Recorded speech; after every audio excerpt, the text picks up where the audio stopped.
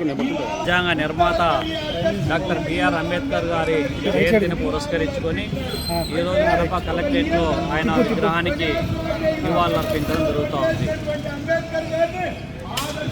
ఈ దేశంలో doctor BR Ambedkar గారి యొక్క చరిత్రను చూసినప్పుడు ఆయన పుట్టుక, పెరుగుదల, విద్య,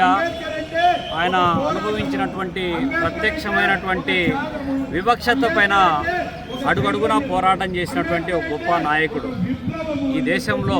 పట్టి పీడిస్తూ ఉన్నటువంటి వివక్షత, అంటరానితనం, దోపిడీ అనేటువంటి వీటికి వ్యతిరేకంగా పోరాడినటువంటి వ్యక్తి. ఇవాళ దేశాన్ని పట్టి పీడిస్తున్నటువంటి నాటి నుంచి నేటి వరకు కూడా కుల వివక్షత అనేటువంటిది, అందులో హిందూ మతం మాటున హిందూ మతం అనేటువంటిది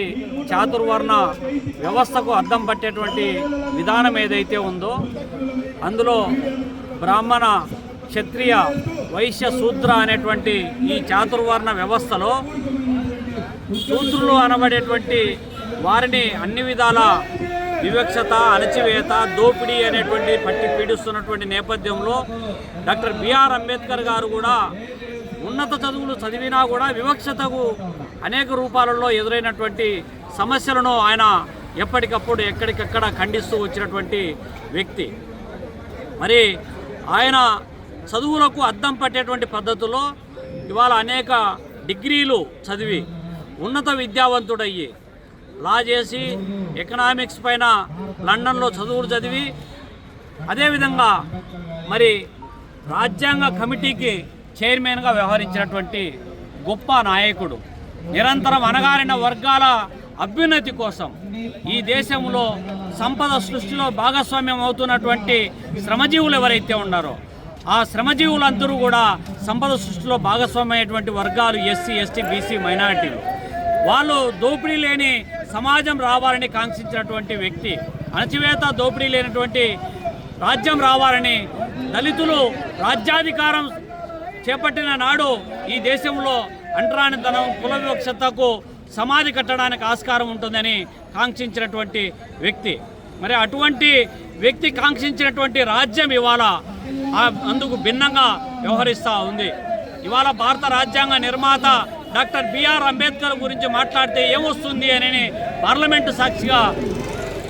కేంద్ర హోంశాఖ మంత్రి అమిత్ షా మాట్లాడడం వెనక, సుప్రీంకోర్టు ప్రధాన న్యాయమూర్తి డాక్టర్ బిఆర్ గవాయ్ పైన జరిగినటువంటి దాడి వెనక, ఇవాళ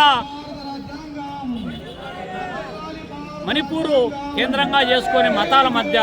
జరుగుతున్నటువంటి దాడులు, ఉత్తరప్రదేశ్ కేంద్రంగా చేసుకొని తినే తిండిపైన జరుగుతున్నటువంటి దాడులు, కర్ణాటక కేంద్రంగా చేసుకొని హిజాబ్ పైన జరుగుతున్నటువంటి దాడులు, ఈ దేశంలో కులం పేరుతో, మతం పేరుతో, ప్రాంతం పేరుతో, భావం పేరుతో రకరకాలైనటువంటి వైషమ్య రాజకీయాలను ప్రేరేపిస్తున్నటువంటి, అణచివేతకు ఆజ్యం పోస్తున్నటువంటి, కులాల మధ్య అంతరాలు సృష్టిస్తున్నటువంటి పాలక ప్రభుత్వం ఏదైతే ఉందో, కేంద్రంలో మోడీ ప్రభుత్వం మూడోసారి అధికారంలోకి వచ్చిన తర్వాత ఇవి పరాకాష్ఠకు చేరుకుంటా ఉన్నాయి. డాక్టర్ బిఆర్ అంబేద్కర్ గారు చెప్పినటువంటి ఆ మాటలు, ఈ దేశంలో ప్రతి పౌరుడు చదువుకోవాలి, అందులో అణగారిన వర్గాలు చదవాలి, విద్యావంతులు కావాలి, ఉన్నత పదవులు అధిరోహించాలి, ఉన్నత ఉద్యోగాలు చేయాలి అని కాంక్షించినటువంటి డాక్టర్ బిఆర్ అంబేద్కర్. అదేవిధంగా ఇవాళ చర్చనీయాంశమైనటువంటి అంశము దళిత క్రైస్తవులకు ఎస్సీ రిజర్వేషన్ రద్దు చేయాలి అనేటువంటి ఆదేశాలు ఏవైతే వస్తున్నాయో ఈ అంశంలో కూడా డాక్టర్ బిఆర్ అంబేద్కర్ గారు చెప్పినటువంటి అంశం. ఇవాళ మత మార్పిడి అనేటువంటిది ఈ దేశంలో హిందూ మతం మాటున హిందూ మతం అడాప్ట్ చేసుకున్నటువంటి చాతుర్వర్ణ వ్యవస్థ ఏదైతే ఉందో, అనగారిన శూద్రులు అనబడేటువంటి వాళ్ళను అన్ని విధాల వివక్షతకు బళ్ళలోకి రానీకపోయి, గుళ్ళోకి రానీకపోయి, చదువుకోనివ్వకపోయి, పెళ్లి చేసుకుంటే ఊరేగింపులో పాల్గొనీయకపోవడము, సరైనటువంటి బట్టలు కూడా ధరించకుండా ఉండేటువంటి వ్యవస్థ, చివరకు తినడానికి తిండి కూడా సరైనటువంటి ఎక్కడే కానీ వాళ్ళతో సమానంగా అంగీకరించినటువంటి వ్యవస్థ,